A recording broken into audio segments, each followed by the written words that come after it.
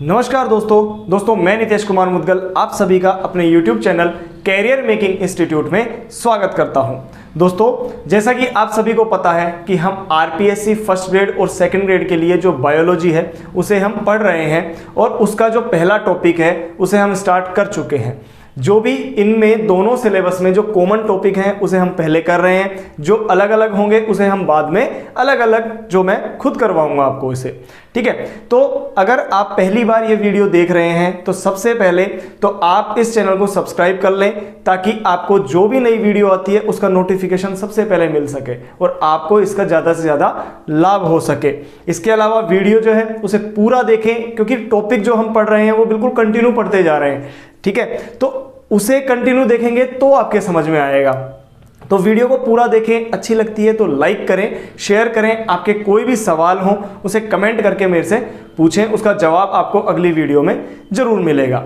देखिए, हम पढ़ रहे थे प्लांट एनाटॉमी और प्लांट एनाटॉमी में सबसे पहले मैंने विभजोतक जो कि मेरिस्टेमेटिक जो टिश्यू है उसके बारे में हम पढ़ चुके हैं। 2 क्लास इसकी हो चुकी हैं। अगर आपने वो क्लास नहीं देखी है तो अभी ऊपर जो आई बटन दे रखा है वहाँ पर जाए और वहाँ पर जो क्लिक करेंगे तो आपको पूरी प्लेलिस्ट मिलेगी फर्स्ट ग्रेड और सेकेंड ग्रेड बायोलॉजी के नाम से। वहाँ जाकर आप उसे क्लासों को देख सकते हैं। तो हमने अब से पहले पढ़ लिया है जो विभजोतक है उनके पूरे लक्षण, इसके अलावा उनका वर्गीकरण जिसके अंदर विभाजन तल के आधार पर, उनकी स्थिति के आधार पर, उनके कार्य के आधार पर हमने जो पिछली जो क्लास थी उसके अंदर हमने ये पढ़ लिया था। आज हम उससे आगे की बात करते हैं। तो जो नेक्स्ट टॉपिक आपके बनता है वो है शीर्षस्थ जो विभजोतक होते हैं उनका विभिन्न पादपों में संगठन। कल मैंने आपको बताया था कि जो शीर्षस्थ विभजोतक होता है, एपाइकल जो मेरिस्टेम होता है, वो जिन पादपों में किस किस तरीके से पाया जाता है, जब हमने कल बात की थी जिसके अंदर प्ररोह शीर्ष, मूल शीर्ष, इन सभी की बात कर ली थी। तो आज हम देखेंगे कि जो शीर्षस्थ विभजोतक हैं वो अलग अलग पादपों में किस तरीके से पाए जाते हैं। तो देखते हैं। देखिए, इन चीजों को समझने से पहले सबसे पहले हमें ये पता होना चाहिए कि पादपों का जो विकास है वो किस तरीके से हुआ है। तो सबसे पहले क्या है, थैलोफाइटा बने। थैलोफाइटा से क्या बनते हैं, ब्रायोफाइटा। ब्रायोफाइटा से क्या बनते हैं, टेरिडोफाइटा। टेरिडोफाइटा के बाद में क्या है, जिम्नोस्पर्म। और जिम्नोस्पर्म के बाद में क्या बनते हैं, एंजियोस्पर्म। ठीक है, तो ये क्रम है, इनके विकास का क्रम है, इस तरीके से विकसित होने का एक क्रम है। तो सबसे पहले हम आगे बढ़ें उससे पहले आपको एक बार ये पता होना चाहिए और यहीं से आपका जो ये टॉपिक है वो स्टार्ट होता है। अगर मैं थैलोफाइटा की बात करूं, जो थैलोफाइटा होते हैं वो हैप्लॉइड होते हैं, यानी कि एन एकल होते हैं। ये भी क्या होते हैं, हैप्लॉइड होते हैं। इसके अलावा जो टेरिडोफाइटा है, जिम्नोस्पर्म है और एंजियोस्पर्म है, ये डिप्लॉइड होते हैं, द्विगुणित होते हैं। ये छोटी छोटी बातें हैं जो कि परीक्षा में पूछी जाती हैं। अब एक बात बताइए, अगर ये हैप्लॉइड हैं, अगर ये हैप्लॉइड हैं तो इसे हम क्या कहते हैं, इसे हम कहते हैं गैमेटोफाइट। गैमेटोफाइटिक। गैमेटोफाइटिक मतलब युग्मकोद्भिद। युग्मकोद्भिद बहुत बार पूछा जाता है ये क्वेश्चन। ठीक है, ये हैप्लॉइड है, ये भी है, तो ये भी क्या कहलाएगा, गैमेटोफाइटिक या युग्मकोद्भिद कहलाएगा।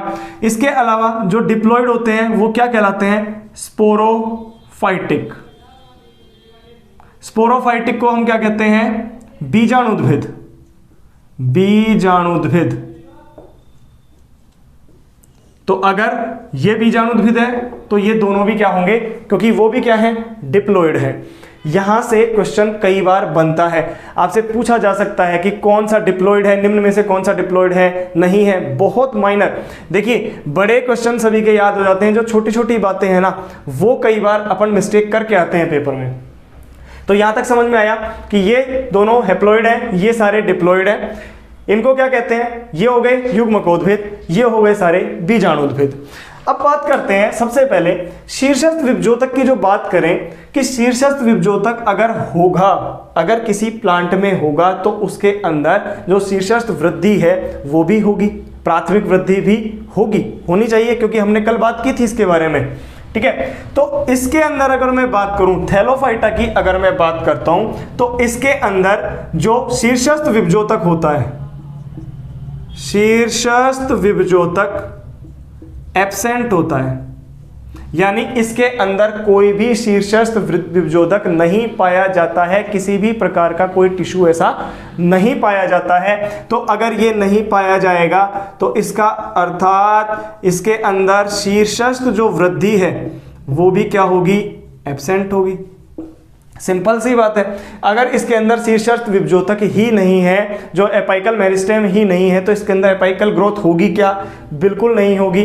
तो अब एक बात बताएं, जब इसके अंदर एपाइकल ग्रोथ होगी ही नहीं तो क्या इस प्लांट के जो ये है थैलोफाइटा है, क्या इनके अंदर वृद्धि नहीं होती है क्या, ऐसा होता है क्या, बिल्कुल नहीं, वृद्धि होती है इनके अंदर। लेकिन वो वृद्धि किस तरीके से होती है, आपको ध्यान हो, आपने पहले कभी पढ़ा हो और बिल्कुल पढ़ा ही होगा इसके बारे में कि जो थैलोफाइटा होते हैं इसके अंदर कोई भी विभेदन नहीं होता है, ठीक है, कि पत्ती, तना, जड़ इस तरीके से कोई भी संरचना नहीं पाई जाती है। इनका जो शरीर होता है वो एक थैलस के समान होता है, एक ही संरचना होती है। ये आप सभी को पता होगा, नहीं पता है तो इसे भी नोट डाउन कर लें, आप बिल्कुल लिखते चलें।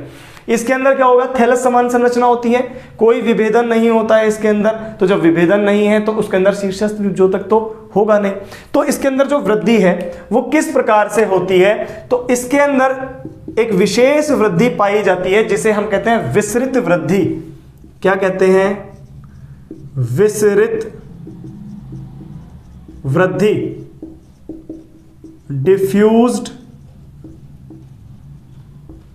ग्रोथ। इसके अंदर क्या पाई जाती है, विसरित वृद्धि या डिफ्यूज्ड ग्रोथ पाई जाती है। यानी मैंने क्या बोला आपको कि इसके अंदर शीर्षस्थ विभजोतक एब्सेंट होते हैं, इनकी वजह से शीर्षस्थ वृद्धि भी नहीं होगी, लेकिन इनके अंदर जो वृद्धि होती है उसका एक प्रकार हो गया जिसे हमने क्या बोला, विसरित वृद्धि या डिफ्यूज्ड ग्रोथ कहते हैं। और ऐसे ही क्वेश्चन आपसे पूछे जाते हैं पेपर में, तो इन्हें आप ध्यान से नोट करते हुए चलें।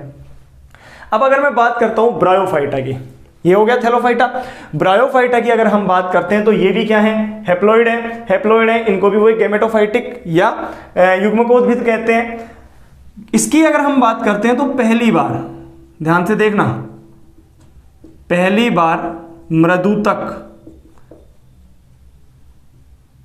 पैरेन्काइमा की उत्पत्ति, पहली बार पैरेन्काइमा की उत्पत्ति कहां से मानी जाती है, ब्रायोफाइटा से मानी जाती है। इसके अंदर एक पत्ती समान संरचना का निर्माण भी यहीं से होता है, पहली बार पत्ती समान संरचना का निर्माण और मृदुतक का निर्माण भी यहीं से माना जाता है, ठीक है। इसके बाद में जो टेरिडोफाइटा है, जो टेरिडोफाइटा है इसके अंदर पहली बार,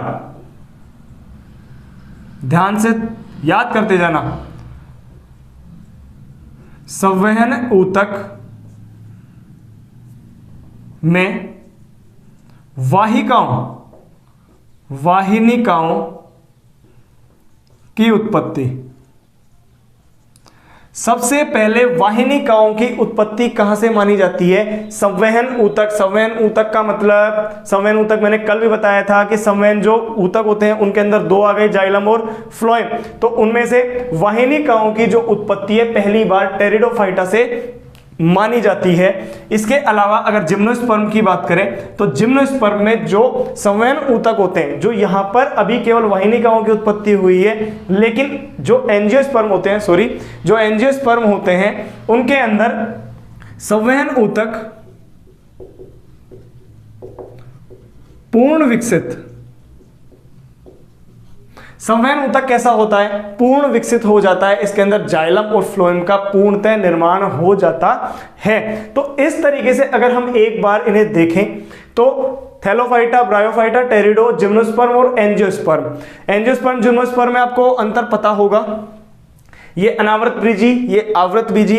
आवरण वाली बात है, जिसके बीज पर आवरण है इस पर नहीं है। इसमें बीज और फल, यानी इसमें केवल बीज होते हैं, फल नहीं होते हैं, इसमें बीज और फल दोनों उपस्थित होते हैं। ये सिंपल सी बात है, जब हम आगे पढ़ेंगे तब आपको पूरा बताऊंगा इसके बारे में। तो ये आपको समझ में आया। लेकिन हम बात कर रहे हैं शीर्षस्थ विभजोतकों के विभिन्न पादपों के संगठन की। अगर इसकी बात करें तो एक लाइन में अगर मैं लिखना चाहूं इसे, तो यहां पर देखें आप, देखिए अब इस चीज का पूरा एक कंक्लूजन क्या निकलता है, इस चीज का कंक्लूजन ये निकलता है कि अगर मैं बात करूं लोअर प्लांट्स की, लोअर प्लांट्स जिनके अंदर जैसे थैलोफाइटा की हमने बात की, लोअर प्लांट्स में जिसके अंदर एल्गी हो जाएगा, आपका फंजाई हो जाएगा, अगर मैं उनकी बात करता हूं, लोअर प्लांट्स कौन कौन से, एल्गी हुआ, फंजाई हुआ, अगर मैं इनकी बात करता हूं तो इनके अंदर क्या होता है, इसके अंदर शीर्षस्थ विभजोतक एब्सेंट होता है, शीर्षस्थ विभजोतक एब्सेंट होता है। ये ध्यान रखने वाली बातें हैं, यहां से क्वेश्चन बहुत बार बन सकते हैं। शीर्षस्थ विभजोतक क्या होगा, एब्सेंट होगा। चलिए उसके आगे की अगर बात करें तो ब्रायोफाइटा और टेरिडोफाइटा की अगर हम बात करें, टेरिडोफाइटा और ब्रायोफाइटा की अगर हम बात करें तो देखें इसे, ब्रायोफाइटा एंड टेरिडोफाइटा। अगर ब्रायोफाइटा और टेरिडोफाइटा की हम बात करते हैं तो इसके अंदर तो जो शीर्षस्थ विभजोतक होता है वो एक ही एपाइकल सेल का बना होता है, शीर्षस्थ विभजोतक एक ही एपिकल सेल का बना होता है, सिर्फ एक ही एपाइकल सेल का बना होता है, और जो इसकी आकृति होती है वो भी कैसी होती है, पिरामिडीय होती है, पिरामिड के आकार का होता है, पिरामिडीय आकृति। जहां से क्वेश्चन बनते हैं सिर्फ मैं वही बातें आपको लिखवा रहा हूं, इन्हें आप सिर्फ नोट डाउन करते जाएं या फिर लास्ट में इसका स्क्रीनशॉट ले लेना एक बार। तो लोअर प्लांट्स की बात करें तो एल्गी और फंजाई में जो शीर्षस्थ विभजोतक है वो अनुपस्थित होता है, पहली बात। दूसरा, ब्रायोफाइटा टेरिडोफाइटा इनके अंदर क्या होता है, जो शीर्षस्थ विभजोतक है वो एक ही कोशिका का बना होता है, एक ही एपाइकल सेल का बना होता है, ठीक है, और जो भी किस आकार की होती है, पिरामिडीय आकार की होती है। इसके अलावा अगर हम बात करते हैं किसकी, जिम्नोस्पर्म की, एंजियोस्पर्म की बनी हो, एंजियोस्पर्म की अगर बात करें, जिम्नो एंजियोस्पर्म, तो इसके अंदर जो शीर्षस्थ विभजोतक होता है वो अनेक कोशिकाओं का बना होता है। इसके अंदर क्या होता है, शीर्षस्थ विभजोतक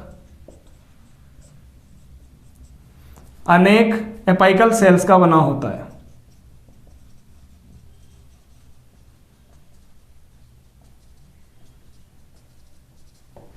अनेक एपाइकल सेल का बना होता है। तो आपके सामने क्या आ गया यहां पर, ये सब कुछ निकल के आया, एक निचोड़ आया इसका कि थैलोफाइटा, ब्रायोफाइटा, टेरिडोफाइटा, जिम्नोस्पर्म और एंजियोस्पर्म, जो कि एक बार देखें ये दोनों हैप्लॉइड हैं और ये तीनों डिप्लॉइड हैं। इनको हमने बोला युग्मकोद्भिद, वो सारे हो गए बीजाणुद्भिद। शीर्षस्थ, अगर थैलोफाइटा की बात करें तो शीर्षस्थ विभजोतक है वो अनुपस्थित होगा, तो यानी कि शीर्षस्थ विभाजन भी इसके अंदर नहीं होगा, शीर्षस्थ वृद्धि भी नहीं होगी। लेकिन वृद्धि किस प्रकार की होगी, जिसे हमने कहा विस्तृत वृद्धि या डिफ्यूज्ड ग्रोथ, याद रखने वाली बात है। ब्रायोफाइटा की बात करें तो इसके अंदर मृदुतक पहली बार उत्पत्ति होती है। टेरिडोफाइटा की बात करें तो पहली बार संवहन ऊतकों में वाहिनिकाओं की उत्पत्ति यहां से होती है और लास्ट में पहुंचते पहुंचते संवहन ऊतक पूर्ण विकसित हो जाते हैं। तो इस तरीके से अगर आप इसे देखें तो आपको ये समझ में आएगा कि किस भाग में या किस प्रकार के पादप में किस तरीके से विभजोतक पाया जाता है। अब ये जो बात मैंने लास्ट में कही है कि शीर्षस्थ विभजोतक अनेक कोशिकाओं का, अनेक एपाइकल सेल्स का बना होता है, इस बात को सिद्ध करने के लिए बहुत से समय समय पर वैज्ञानिक हुए जिन्होंने अपने अपने मत दिए हैं। तो उन मत के आधार पर हम इसे देखेंगे। तो एक बार आप इसका स्क्रीनशॉट लें ताकि नेक्स्ट जो जितने सिद्धांत आए हैं इसके ऊपर हम फिर उनकी चर्चा करते हैं। तो ये होता है अपना थैलोफाइटा, ब्रायोफाइटा, टेरिडोफाइटा, जिम्नोस्पर्म और एंजियोस्पर्म के बारे में, और इनकी ये कुछ बातें कि जो शीर्षस्थ विभजोतक है वो कहाँ कहाँ पाया जाता है, किस तरीके से होता है कि जहाँ पर कि भाई लोअर प्लांट्स में एब्सेंट होता है, ब्रायोफाइटा, टेरिडोफाइटा में एकल कोशिका का बना होता है, ठीक है, कुछ टेरिडोफाइटा में, और जिम्नोस्पर्म और एंजियोस्पर्म में ये क्या होता है, अनेक कोशिकाओं का, एपिकल सेल्स का बना होता है। अब इस बात को समझाने के लिए अनेक वैज्ञानिक हुए और उन्होंने अपने अपने मत दिए हैं, क्योंकि विज्ञान में यही है कि अपनी बात को बताने के लिए बहुत से वैज्ञानिक हुए हैं और उन्होंने अपने अपने मत प्रस्तुत किए हैं। तो उनके आधार पर देखते हैं एक बार कि कौन कौन से जो मत हैं वो आपके सामने आते हैं। तो इस बात को समझाने के लिए सबसे पहले एक मत प्रस्तुत किया गया जिसका नाम है शीर्षस्थ कोशिका सिद्धांत। क्या नाम है उसका? शीर्षस्थ कोशिका सिद्धांत। ध्यान से देखना, शीर्षस्थ या शीर्ष कोशिका सिद्धांत, इसे कहते हैं एपाइकल सेल थ्योरी।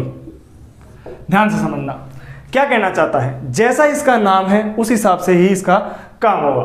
तो सबसे पहले तो इसका जो प्रतिपादन है, इस सिद्धांत का प्रतिपादन किसने दिया? नगेली व हॉफमीस्टर।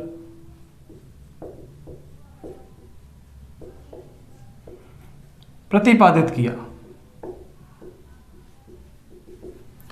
नगेली और हॉफमीस्टर ने इसको प्रतिपादित किया।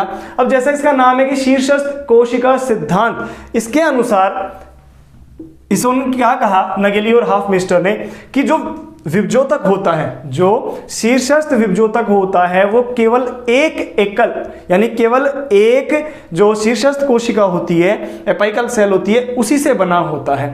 इन्होंने क्या कहा कि जो शीर्षस्थ विभजोतक है वो सिंगल एपाइकल सेल से निर्मित होता है। इन्होंने ये बात कह दी कि सिंगल एपाइकल सेल से निर्मित होता है। अब आप एक बात बताएं कि हमने अभी थोड़ी देर पहले जब देखा, अभी जस्ट इससे पहले ही हमने देखा है कि जो ब्रायोफाइटा होते हैं, जो भाई थैलोफाइटा है, थैलोफाइटा के अंदर तो कोई भी शीर्षस्थ विभजोतक उपस्थित नहीं होता है, ये तो हमने पढ़ा। ब्रायोफाइटा की बात करें तो ब्रायोफाइटा में जो एकल कोशिका से होता है, मैंने अभी नीचे आपको बताया था। ब्रायोफाइटा के अलावा के साथ साथ कुछ और ऐसे सवाल होते हैं जिनके अंदर भी ऐसा एकल सेल से होता है। इसके अलावा अगर हम बात करें आगे जिम्नोस्पर्म और एंजियोस्पर्म की बात करते हैं तो उनके अंदर तो क्या होता है, वो तो अनेक कोशिकाओं से निर्मित होता है। तो जो ये सिद्धांत था शीर्षस्थ कोशिका सिद्धांत, जो एपाइकल थ्योरी थी, ये केवल और केवल ब्रायोफाइटा और कुछ ऐसे चुनिंदा शैवाल थे जिनके ऊपर ये लागू हुआ। इसके अलावा किसी भी जो और प्लांट थे उनके ऊपर लागू नहीं हो सका। तो वो सिद्धांत जो किसी एक पर्टिकुलर चीज पर लागू है, बाकी और किसी अन्य चीज पर लागू नहीं है, तो ये मान्य तो होगा नहीं। सिंपल सी बात है। तो जो ये सिद्धांत था, समझ लो आप इस बात को, ये क्या कहना चाह रहा है कि केवल सिंगल से बना है। तो सिंगल वाली बात तो केवल कहाँ गई थी? केवल और केवल किस में कही गई? ब्रायोफाइटा में कही गई थी। उसके आगे की जब बात करते हैं टेरिडोफाइटा, जिम्नोस्पर्म, एंजियोस्पर्म, जिसके अंदर तो ये कहा था कि अनेक कोशिकाओं से निर्मित होता है। तो जब अनेक कोशिकाओं की बात आएगी तो उसके अंदर तो क्या हो जाएगा? वो तीनों आ जाएंगे। सिंगल में केवल और केवल ब्रायोफाइटा। तो इस सिद्धांत में क्या हुआ कि यह सिद्धांत केवल ब्रायोफाइटा व कुछ शैवाल, अब ये शैवाल में भी कुछ चुनिंदा है, याद रखना इनके नाम क्योंकि ऐसे ही क्वेश्चन परीक्षा में पूछे जाते हैं। फ्यूकस, डिक्टियोटा आदि पर लागू हुआ, पर लागू होता है। सिंपल सी बात है कि यह सिद्धांत केवल ब्रायोफाइटा पर लागू है तथा कुछ शैवाल है जिसके अंदर फ्यूकस है, डिक्टियोटा है, इन पर ही लागू होता है। इसके अलावा किसी अन्य पर लागू नहीं होता है। तो इसी वजह से इसको मान्य नहीं किया गया। जब यह मान्य नहीं हुआ तो फिर इसके बाद में एक दूसरा सिद्धांत आता है जिसे कि हम कहते हैं ऊतकजन सिद्धांत या हिस्टोजन सिद्धांत। अभी एक बार इसका स्क्रीनशॉट लें, फिर उसको भी देखते हैं। तो ये हो जाता है अपना शीर्षस्थ या शीर्ष कोशिका सिद्धांत, एपाइकल सेल थ्योरी, जिसके अंदर क्या कहता है कि सिंगल एपिकल से निर्मित होता है, ठीक है, और ये ओनली ब्रायोफाइटा के ऊपर भी लागू होता है। अब नेक्स्ट जो सिद्धांत आता है वो आपको बताता है ऊतकजन सिद्धांत या जिसे कहते हैं हिस्टोजन थ्योरी। क्या नाम है उसका? ऊतकजन सिद्धांत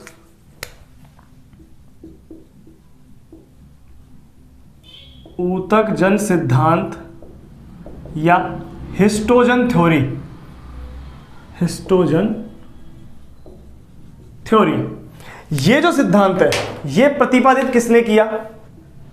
तो ये किया था हैंसस्टीन ने, हैंसस्टीन द्वारा प्रतिपादित। बहुत अच्छा सिद्धांत है, यहां से क्वेश्चन बनता है, पिछली बार भी फर्स्ट ग्रेड में यहां से क्वेश्चन बना था इसी सिद्धांत में से। तो ध्यान रखना इस चीज को आप कि क्या कहता है ये सिद्धांत। ऊतक जन सिद्धांत ये कहता है कि जो पादप होता है उस पादप के जो मूल और तने वाले भाग होते हैं उसमें जो विभजोतक होते हैं उसके कुछ क्षेत्र पाए जाते हैं। यानी भाई मूल के जो आगे वाला भाग होगा या जो तने का शीर्षस्थ भाग होगा वहीं तो विभजोतक होते हैं, तो उनमें कुछ विभजोतक क्षेत्र पाए जाते हैं। तो उसके आधार पर इसमें 3 विभजोतक क्षेत्र बताए इन्होंने 3 विभजोतक क्षेत्र बताए। सबसे पहला त्वचाजन, डर्मेटोजन।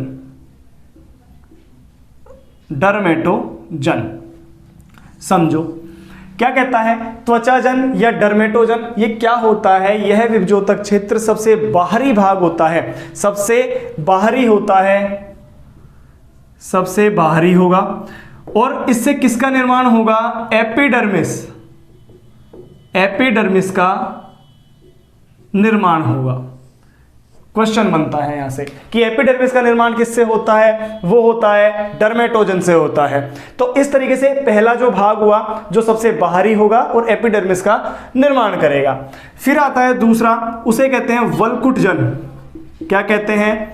वल्कुटजन, या इसे कहते हैं पेरीब्लेम। वल्कुटजन या पेरीब्लेम एपिडर्मिस के जस्ट अंदर वाला भाग। अब ये जो सबसे बाहरी भाग हो गया, बाहरी भाग के जस्ट अंदर अभी एक डायग्राम बनाऊंगा, उसमें पूरा समझ में आ जाएगा आपको। तो एक बार पहले इसे सुने, फिर उसके बाद मैं डायग्राम में पूरा समझाऊंगा इसको वापस। वल्कुटजन क्या कहता है कि पेरीब्लेम यानी एपिडर्मिस जो भाग हो गया, बाहरी भाग हुआ, उसके जस्ट अंदर वाला भाग, जिससे कि किसका निर्माण होता है? कोर्टेक्स का निर्माण होता है। किसका निर्माण होता है? कोर्टेक्स का निर्माण होता है। और कल वाली क्लास को याद करो, मैंने ये बताया था आपको कि कोर्टेक्स कहाँ होता है। कोर्टेक्स जो कि हाइपोडर्मिस और एंडोडर्मिस के बीच का भाग होता है। कल की क्लास अगर आपने नहीं देखी है तो उसे जरूर देखना, क्योंकि ये सारी चीजें हैं एक दूसरे से कनेक्टेड हैं, हम कंटिन्यू चलते जा रहे हैं। तो आप किसी भी क्लास को मिस मत करना, ठीक है। तो कोर्टेक्स जो कि कहाँ होता है? हाइपोडर्मिस और एंडोडर्मिस के मध्य में पाया जाता है। इसका मतलब आप ये कह सकते हो कि जो वल्कुटजन होता है उससे कोर्टेक्स, हाइपोडर्मिस और एंडोडर्मिस का निर्माण होता है। इससे किस किस का निर्माण हो गया? कोर्टेक्स का निर्माण हुआ, हाइपोडर्मिस और एंडोडर्मिस का निर्माण होता है इससे। यहां तक कोई दिक्कत आपको नहीं। नेक्स्ट बात करते हैं, जो तीसरा स्तर आता है। पहला हो गया त्वचाजन, दूसरा हो गया वल्कुटजन और तीसरा होता है जिसे कहते हैं रंभजन, प्लीरोम। ठीक है, इसे क्या कहते हैं? प्लीरोम या रंभजन। ये जो भाग हो गया ये एंडोडर्मिस के अंदर, यानी जब हम उसका काट करते हैं तो सबसे बाहरी एक भाग हो गया जिसे एपिडर्मिस कहा, फिर उसके बाद में हाइपोडर्मिस, फिर एंडोडर्मिस। एंडोडर्मिस के अंदर जितना भी पूरा भरा हुआ भाग है वो सारा क्या कहलाता है? वो रंभ कहलाता है। यानी इससे किसका निर्माण होगा? रंभ या स्टील का निर्माण। स्टील का निर्माण होता है, यानी रंभ का निर्माण होता है। तो उसके अंदर जितना भी कुछ है वो सारा क्या कहलाता है?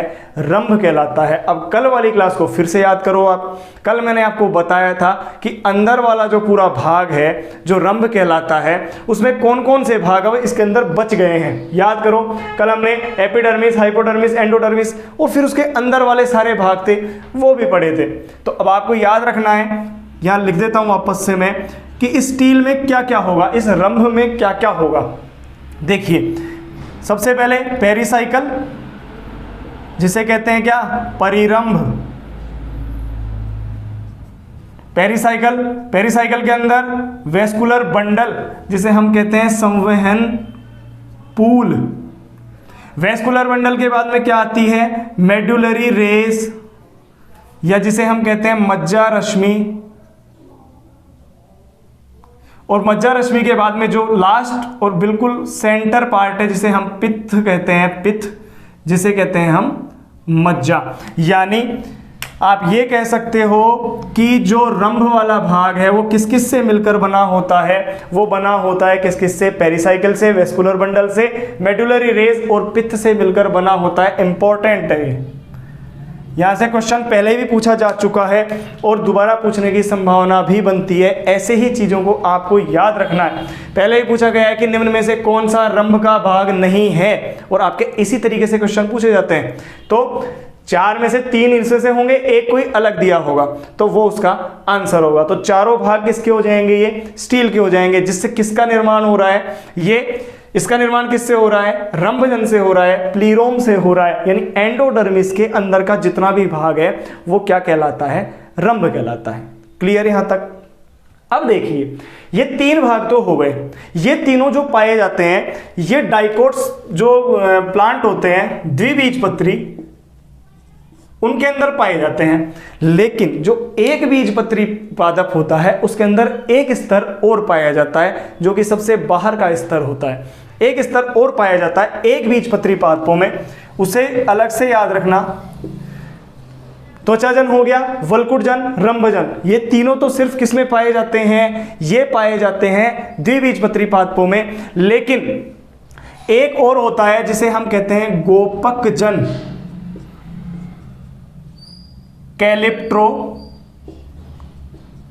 कैलिप्ट्रोजन, गोपकजन, जो कि केवल और केवल एक बीजपत्री पादपों में पाया जाता है। Only monocots.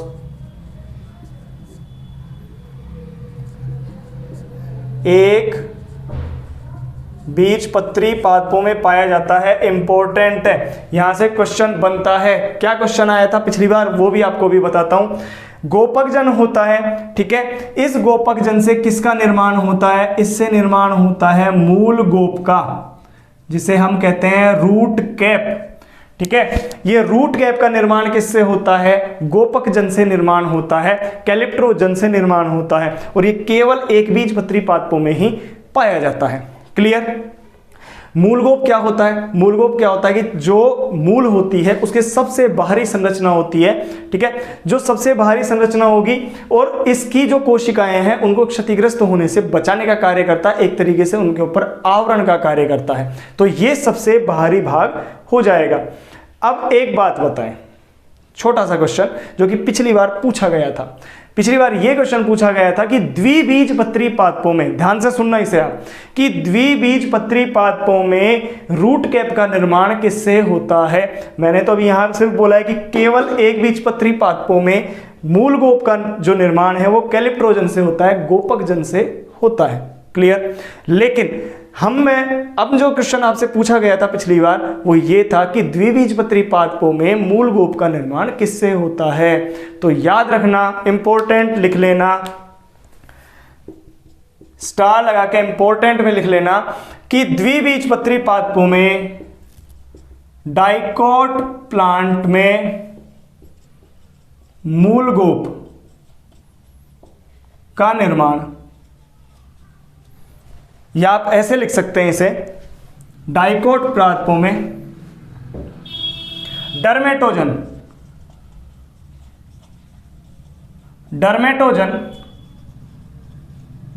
कैलिप्ट्रोजन की तरह कार्य करता है।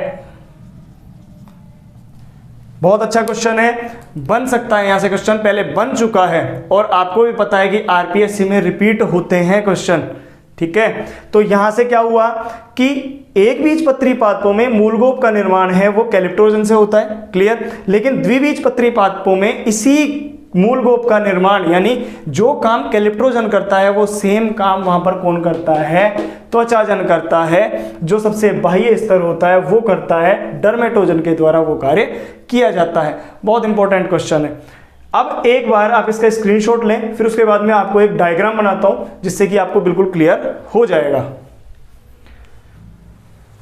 तो ये हो गए अपने चारों जो इसके क्षेत्र थे, ठीक है। अब इसको एक बार आप डायग्राम में देख लेते हैं। तो चार ये कौन कौन से हो गए हैं आपके, सबसे पहले त्वचाजन हो गया, डर्मेटोजन, फिर वल्कुटजन, फिर उसके बाद में कौन आता है, रंभजन, और फिर आता है गोपकजन।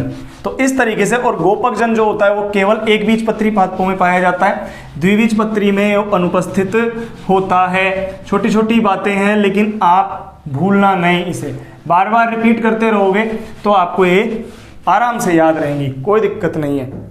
देखिए इस डायग्राम को समझने की कोशिश करना। ये जो सबसे बाहरी भाग है, सबसे बाहरी जो स्तर है इसका, जिसे कि हमने क्या बोला था, सबसे बाहर डर्मेटोजन, यही है कि सबसे बाहर का जो भाग है वो क्या कहलाता है, इसका डर्मेटोजन कहलाता है। उसके अंदर की जो भाग है, अंदर वाला जो स्तर है, ये क्या कहलाता है, ये कहलाएगा आपका पेरिब्लेम। ये क्या कहलाता है, पेरिब्लेम कहलाता है। यानी दो स्तर हो गए, सबसे बाहर का हो गया डर्मेटोजन, उसके बाद में हो गया इसका पेरिब्लेम। फिर उसके बाद में मैंने ये बोला कि पेरिब्लेम से कोर्टेक्स का निर्माण होता है। कोर्टेक्स के अंदर आपको हाइपोडर्मिस और एंडोडर्मिस के मध्य का भाग हो गया, यानी हाइपोडर्मिस एंडोडर्मिस ये सभी इसके अंदर आ गई। फिर आता है आपका ये जो बीच में है, ये जो क्षेत्र है ये क्या कहलाता है, इसे हम कहते हैं प्लीरोम,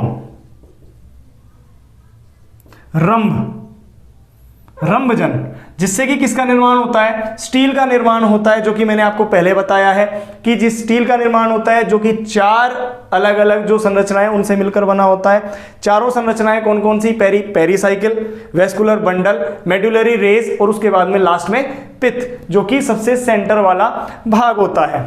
अब देखिए ये तीनों स्तर तो आपको समझ में आ गए। इसके साथ साथ एक बीजपत्री जो पादप होते हैं उनमें एक स्तर और होता है अलग से, बाहर का जो स्तर होता है, जो कि किसका निर्माण करता है, ये करता है किसका निर्माण, मूल गोप का निर्माण करता है, रूट कैप का निर्माण करता है, और इसे हम क्या कहते हैं, कैलिप्ट्रोजन कहते हैं, कैलिप्ट्रोजन। ठीक है, गोपकजन, जिससे कि किसका निर्माण होता है, इससे निर्माण होता है मूल गोप का, रूट कैप का निर्माण होता है। अब इसी में जो ये वाली संरचना होती है, ये वाला जो भाग होता है, इसे हम कहते हैं शांत बिंदु, शांत केंद्र या शांत बिंदु। ठीक है,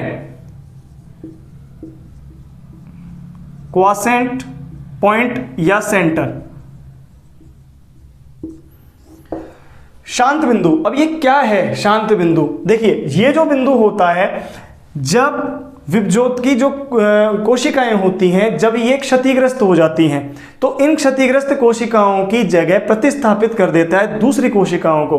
भाई जो कोशिकाएं वहां पर एक तरीके से मानो क्षतिग्रस्त हो गई हैं तो उनको वहां से रिप्लेस करना, उसकी जगह नई कोशिका को वहां पर जो स्थापित करना, ये काम होता है यहाँ का। तो इसके अंदर जो कोशिकाएं पाई जाती हैं वो यहाँ की जो कोशिकाएं जैसे जैसे डैमेज होती जाती हैं उनकी जगह रिप्लेस करने का काम करता है। यानी आप ये कह सकते हो इसका जो कार्य है, कार्य क्या हो गया कि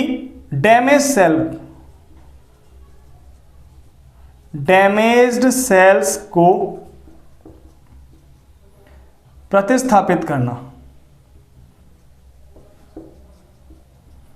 ठीक है, और इसी शांत क्षेत्र की अगर मैं बात करूं तो इसी शांत क्षेत्र में डीएनए की मात्रा कम पाई जाती है, साथ में प्रोटीन संश्लेषण की कमी होती है। ये दो बातें और आप याद रखना क्योंकि ऐसा क्वेश्चन पूछा जा सकता है। तो अब आपको आराम से समझ में आ गया होगा पूरा ये क्या, सबसे बाहर डर्मेटोजन, फिर पेरिब्लेम, फिर उसके बाद में प्लीरोम।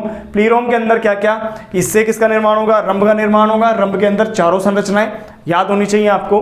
उसके बाद में कैलिप्ट्रोजन, गोपकजन, गोपकजन से किसका निर्माण हो रहा है, मूल गोप का, रूट कैप का निर्माण हो रहा है। और ये वाला जो बिंदु है ये शांत क्षेत्र है, क्वासेंट सेंटर है, जो कि डैमेज हुए इस सेल को प्रतिस्थापित करने का कार्य करता है। और इसके साथ में इसके अंदर डीएनए में की मात्रा में कमी होती है, प्रोटीन संश्लेषण की भी कमी होती है। तो ये था आपका हिस्टोजन थ्योरी या ऊतकजन सिद्धांत। अब इसके बाद में एक सिद्धांत और है जिसे कार्पस ट्यूनिका सिद्धांत कहते हैं। तो एक बार इसका स्क्रीनशॉट लें, फिर उसे भी देखते हैं। तो ये था अपना ऊतकजन सिद्धांत, हिस्टोजन थ्योरी, जिसके अंदर हमने पढ़ी हैं चारों संरचनाएं। कौन कौन सी? डर्मेटोजन, पेरीब्लेम, प्लीरोम और कैलिप्ट्रोजन। अब इसके बाद में जो अगला सिद्धांत आता है जिसे कि कहा जाता है ट्यूनिका कार्पस सिद्धांत। कौन सा सिद्धांत है? ट्यूनिका कार्पस सिद्धांत। एक बहुत छोटा सा सिद्धांत है, ट्यूनिका कॉर्पस सिद्धांत, या जिसे कहते हैं वही ट्यूनिका कॉर्पस थ्योरी। समझना इसके अंदर सबसे पहले तो ये जो सिद्धांत है ये प्रतिपादित किया था श्मिड ने। श्मिड ने प्रतिपादित किया। ये जो सिद्धांत है, जो ये वाला सिद्धांत है ट्यूनिका कॉर्पस सिद्धांत है, ये शूट एपेक्स के लिए सर्वमान्य है। यानी यह सिद्धांत प्ररोह शीर्ष, शूट एपेक्स के लिए सर्वमान्य है। मतलब कि जो ये सिद्धांत था ये शूट एपेक्स को समझाने के लिए ही दिया गया था। अब इस सिद्धांत के अनुसार श्मिड ने बताया कि किसी इसमें जो विभजोतक होता है इनमें दो प्रकार की कोशिकाएं पाई जाती हैं, जिसमें एक को कहते हैं ट्यूनिका और बाकी को कहते हैं कॉर्पस। तो इस डायग्राम से समझने से जो ये वाली कोशिकाएं हैं,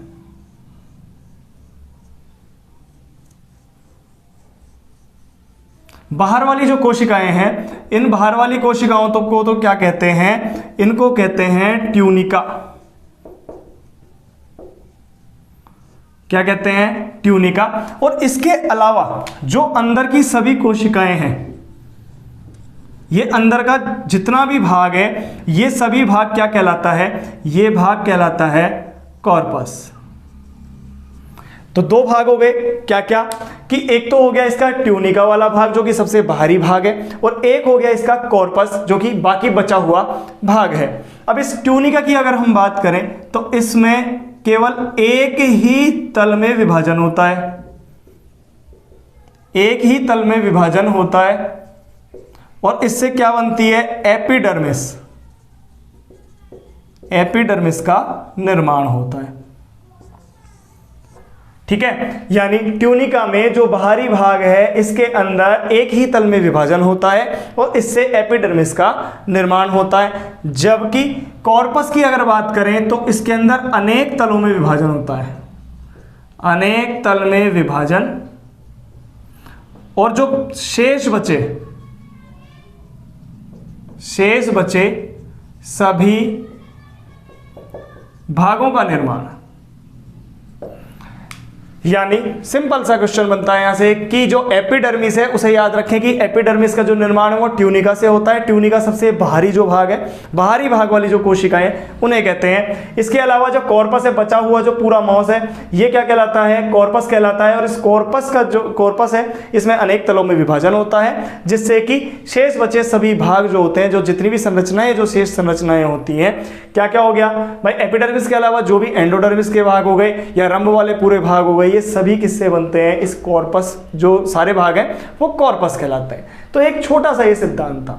तो ये कुछ सिद्धांत थे जिनके आधार पर विभजोतक जो ऊतक है उनको बताया गया, उनकी स्थिति को बताया गया। ठीक है, कि इनका विभिन्न पादपों में किस तरीके से ये संगठन होता है। तो ये आपका जो विभजोतक वाला चैप्टर है वो आज ही खत्म होता है। जो हमने 3 क्लास लिए, अगर आपने पहले वाली क्लास नहीं ले रखी है तो पहले उन्हें भी लें, उसके बाद में इस क्लास को भी देखें पूरा। इसके अलावा आप हमारे जो ये जितना भी मैं पढ़ा रहा हूँ इसके जो नोट्स हैं या इसके स्क्रीनशॉट है, पहली बात तो मैं आपको स्क्रीनशॉट के लिए बोल देता हूँ, आप ले लें और खुद नोट करते चलें। इसके अलावा जो हमारा टेलीग्राम चैनल है कैरियर मेकिंग इंस्टीट्यूट के नाम से ही है, इसका जो लिंक है डिस्क्रिप्शन में मिल जाएगा, आप जाएं उसे ज्वाइन कर लें। जितने भी स्क्रीनशॉट है वहाँ मिल जाएंगे, इंपॉर्टेंट पॉइंट्स हैं, इंपॉर्टेंट क्वेश्चन है, आगे भी जब हम करते जाएंगे तो वो सब आपको वहाँ पर उपलब्ध करवा दिया जाएगा। इसके अलावा जैसे ही ये चैप्टर प्लांट एनाटॉमी का खत्म होता है, जितना भी टाइम लगता है इसके अंदर, जैसे ये खत्म होता है उसके बाद में आपका जो ये पूरा चैप्टर है इसके अंदर जितने भी अच्छे अच्छे क्वेश्चन बन सकते हैं या पिछले सालों में आए हुए हैं उन सभी को मैं लेकर आपके सामने आ जाऊंगा। फिर हम उसे चेक करेंगे कि हमारी जो तैयारी है वो किस तरीके से रही और कितना हमें लाभ हुआ इस चीज़ से। तो अगर ये वीडियो अच्छी लगती है आपको तो लाइक करें, शेयर करें। मिलते हैं नेक्स्ट क्लास में। जय हिंद, जय भारत।